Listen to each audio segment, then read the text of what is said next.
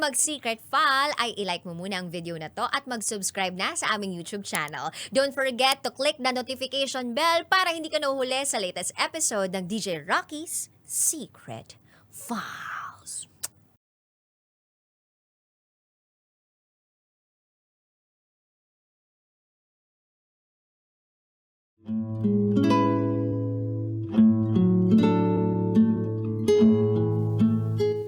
And now, it's time for DJ Rocky's Secret Files.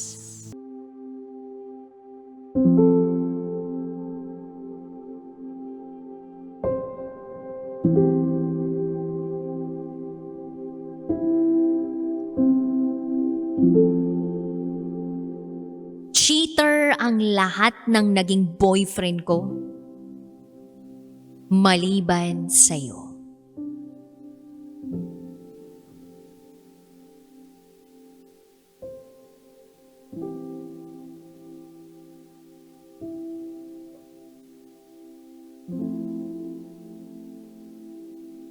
Hi DJ Rocky.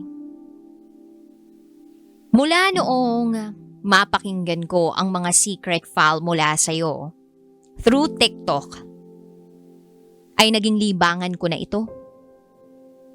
Mula sa paghuhugas ng plato, pagkain, paglalaba, pagtulog, at hanggang sa pagbiyahe papunta sa school.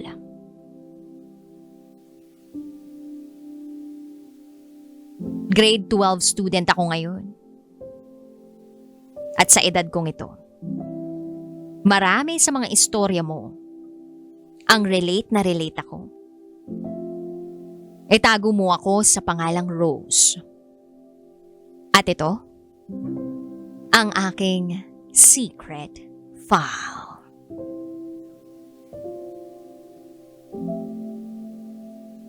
Laking probinsya ako. Hindi naman naging mahirap ang buhay namin doon. Hindi rin naman naging mayaman. Kumbaga sakto lang. Dalawa kaming magkapatid. Ako ang panganay. Yung bunso, lalaki. Ang nanay ko ay single parent. Mag-isa niya kaming binuhay ng kapatid ko mula pagkabata. Hindi naman strikta si mama pagdating sa pakikipagrelasyon. Basta ang rules niya sa amin, dapat alam niya o kilala niya kung sino ang mga nakakausap ko at mga crush ko. Grade 8 ako nung una akong magka-boyfriend. And yes, hindi pa ako marunong sa pakikipagrelasyon. Ang una kong boyfriend ay itago natin sa pangalang Kiel. Nakilala ko siya sa isang online game noong panahon ng pandemya. At sa hindi inaasahang pagkakataon, kababata ko siya sa Cavite. Kung saan taga ron si mama. Nalaman ko rin, nakilala pala ni mama ang buong pamilya ni Kiel. Naging maayos ang relasyon namin kahit na LDR kami. Umabot kami ng 1 year and 7 months. Pero hindi naging madali ang lahat. Siya ang first boyfriend ko at the same time, siya ang first heartbreak ko. Year 2022. Umuwi kami ng Cavite dahil may namatay kaming kamag-anak. Doon nagkaroon kami ng chance ni Kiel na magkita ng personal. Hindi naman kalayuan ang bahay namin sa bahay ng tita niya. Then after ng ilang days, bumalik na kami sa probinsya namin. At mula noon, nakita ko ang pagbabago sa relasyon namin ni Kiel. Fast forward, nalaman ko na lang na may ibang babae siya. Nalaman ko yun nang buksan ko ang kanyang Facebook account. Hindi ako mahilig mag-open ng account ng ibang tao pero Feeling ko kasi may kakaiba nung time na yun. Nung malaman ko, inamin niya rin sa akin na may iba siya.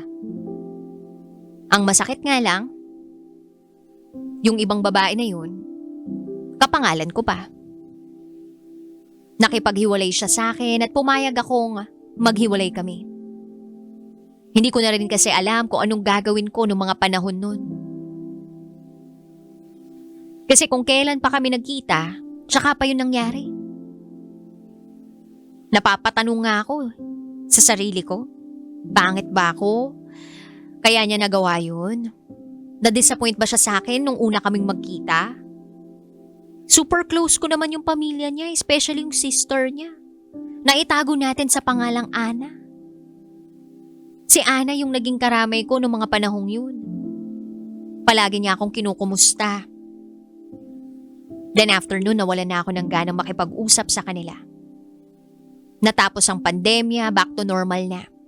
Bumalik na kami sa face-to-face classes. Then umakyat na ako to grade 9. Wala na kaming balita ni Kiel sa isa't isa mula nun. Wala rin akong ibang naging kausap pagkatapos ng nangyari sa amin. Sabi ko sa sarili ko, hindi na ako magseseryoso sa mga lalaki. Sinabi ko rin sa sarili ko na ayoko nang makikita ang sarili kong nagmamakaawa sa mga lalaki. Na wag lang akong iwan. At dun na ako nagsimulang maging lalakero. Hindi ako cheater. Like kahit may boyfriend, nakikipag-usap pa sa ibang lalaki. Hindi ganun. Then grade 10 ako nung pumasok ako uli sa isang relasyon. Itago natin siya sa pangalang Den. Si Den ay tropa ng boyfriend ng kaibigan ko nung nasa grade 7 pa ako. Siya rin yung nirereto sa akin ng mga tropa niya. At tropa ko dati. Kaya lang, nung panahong yun, wala pa akong alam sa pakikipagrelasyon. Kaya dinedma ko siya. May dalawa akong kaibigan at may dalawa rin siyang tropa.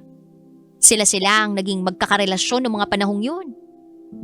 Kami talaga ni Den ang hindi naging magjowa. So fast forward, niligawan ako ni Den. Pero bago yun, nalaman kong ini-stalk na pala niya ang Facebook account ko. Sinesave niya yung profile pictures ko. Dahil dun kinilig ako. May secret admirer pala ako. Hindi nagtagal, naging kami ni Den. Pero hindi pa rin nawala sa isip ko yung itinatak ko sa utak ko dati pa na hindi na ako magseseryoso uli sa lalaki. Dahil baka matulad na naman yung nangyari sa amin ni Kiel. Wala pang isang buwan nung sagutin ko si Den. Naging maayos naman ang pagsasama namin. Kaya lang, ayaw sa kanya ni Mama. Hindi ko alam kung bakit. Pero, hindi ko na rin inalam. After 2 months ng relasyon namin, nalaman ko na may nakakalandian siya na classmate niya. Nahuli ko sila sa room nila na nakaupo ng magkatabi. Hindi niya ako nakita. At hindi ko rin sinabi sa kanya na nakita ko siyang kasama yung babae niya. Na nakapatong sa kanya. Oo, DJ Rocky. Kasama niya yung babae. Tapos nakapatong pa sa kanya. Nakaupo sa lap niya. After nun, binlock ko si Den sa lahat ng social media accounts ko. Sinubukan niya akong puntahan sa room namin. Palagi niya akong inaabangan sa gate para kausapin. Pero iniwasan ko siya. May kaibigan ako matalik, siya lang ang nakakaalam kung bakit hindi ko na pinapansin si Den. At nalaman ko na sinabi kay Den ng friend ko lahat-lahat kung bakit ko siya iniiwasan. Pagkatapos nun, hindi niya na ako kinulit. Then nalaman ko na officially sila na nung babae na nakita kong nakapatong sa kanya. Affected na affected ako nun. So kinulit ko si Mama na umuwi na lang sa Cavite. Gusto ko doon na lang ako magpatuloy ng pag-aaral ko ng grade 10. Pumayag naman si mama. Kasi nakita niya na hindi na ako kagaya ng dati.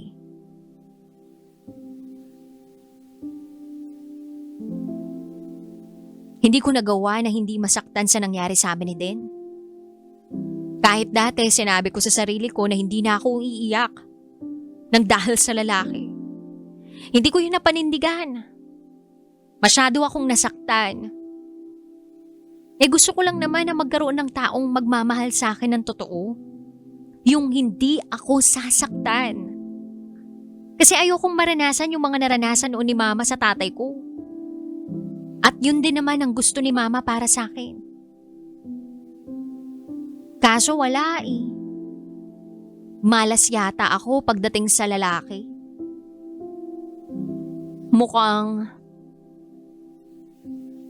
Mukhang minana ko yun galing kay mama.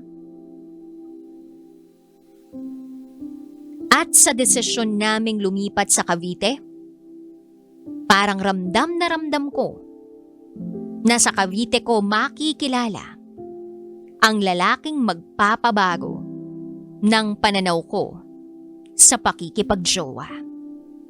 Malakas ang kutob ko, DJ Rocky, na sa Cavite ko matatagpuan ang taong matagal nang hinahanap ng puso ko. Paglipat ko sa Cavite, naalala ko ang isang lalaki. Nakilala ko ang isang lalaki na itago natin sa pangalang Zell. Classmate ko siya. Nalaman ko na crush niya na ako simula nung first day pa lang ng klase. Nagkamabutihan kami hanggang sa naging kami na. Buti na lang hindi rin kami nagtagal. Nalaman ko na may girlfriend na pala itong si Zell. 1 taon na sila mahigit. Initially hindi ko naman yun alam. Kasi ang pakilala sa akin ni Zell, single siya.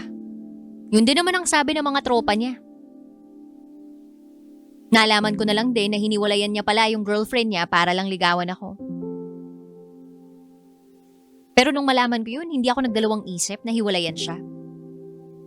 Kasi alam ko kung gaano kasakit maloko at masaktan ng kapwa babae.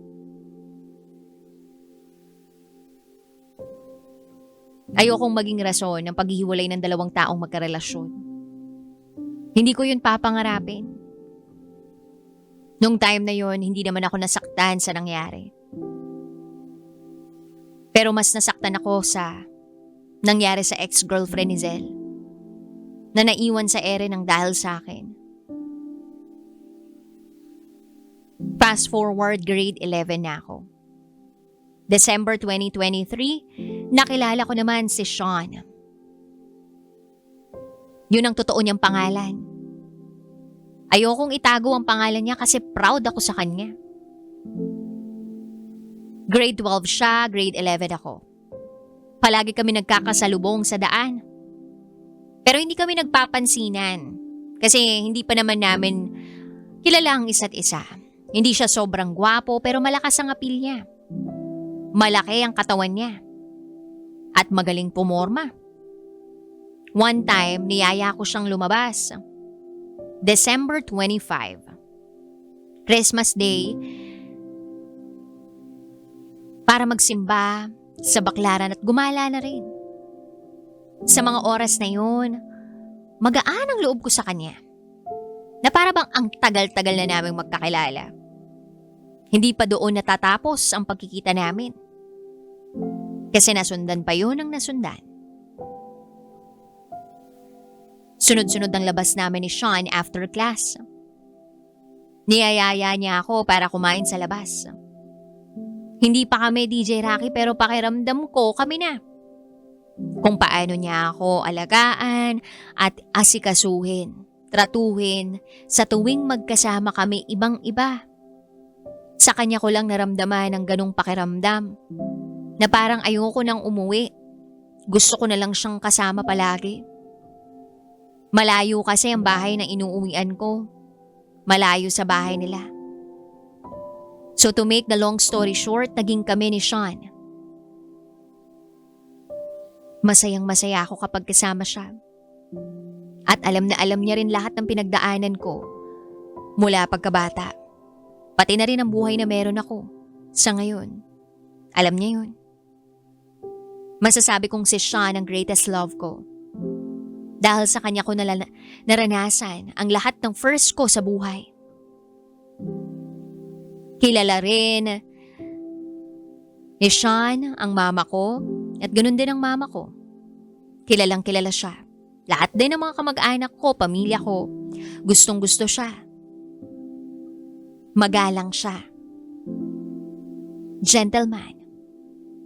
Family-oriented. At disiplinado. Siya rin yung tipo ng lalaking walang arte sa sarili. Gusto niya sabay kami kumain.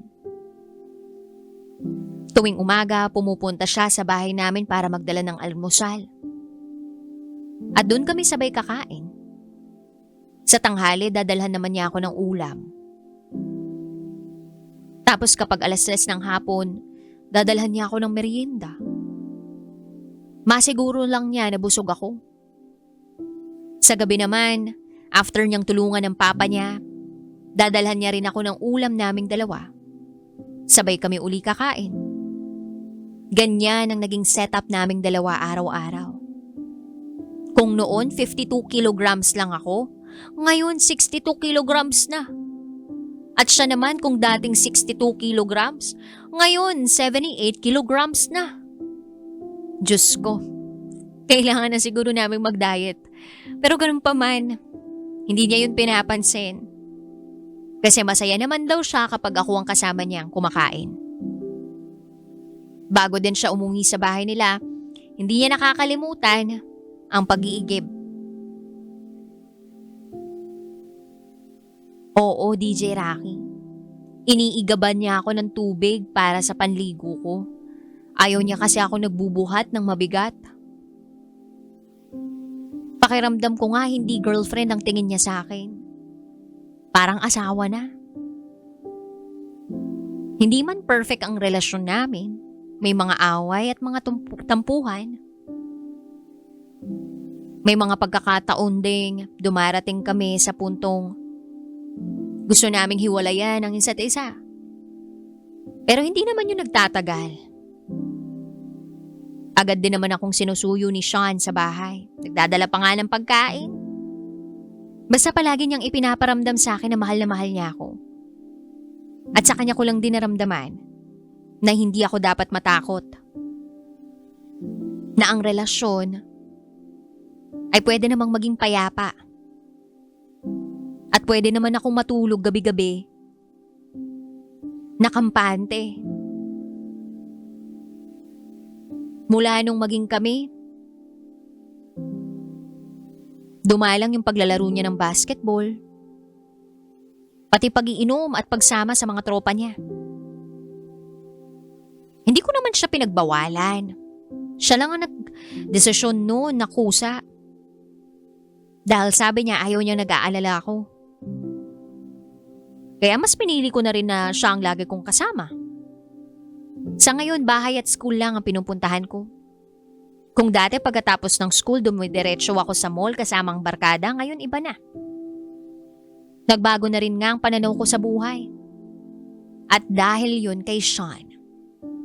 Kaya sabi ko sa sarili ko, hindi ko iiwan sa Sean.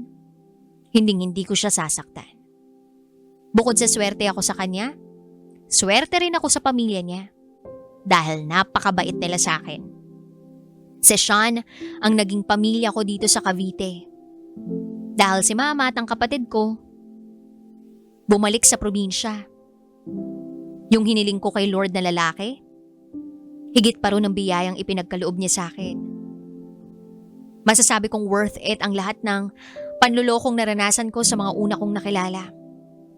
Pero ganun pa man, nagpapasalamat pa rin ako sa lahat ng mga naging ex-boyfriend ko. Kasi natuto akong magmahal ng tama. Na ngayon ay ginagawa ko na sa taong mahal na mahal ako. At ngayon masasabi kong deserve ko talaga ang pagmamahal na tinatamasa ko ngayon. Kung naririnig man ito ni Sean, gusto kong sabihin sa kanya na thank you Thank you kasi dumating ka sa buhay ko. Thank you kasi sa kabila ng topak at ugaling meron ako, hindi mo ako iniwan. At thank you sa pagmamahal mo sa akin at sa pag-aalaga. Hindi mo alam kung gaano ako kaswerte sa'yo. Paano ba naman? Cheater ang lahat ng naging boyfriend ko, maliban lang sa'yo.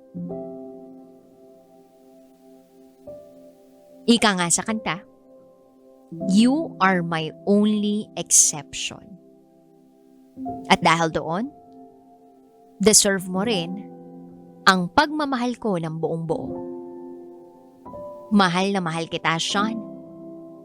Mahal na mahal. Sa ngayon, mag-iisang taon na kami ni Sean sa darating na March 24. Sana tumagal pa ang aming pagsasama at manatiling tunay at tapat ang pagmamahalan namin sa isa't isa hanggang dulo. Hanggang dito na lang, DJ Rocky. Muli, ako si Rose. At ito, ang aking secret file.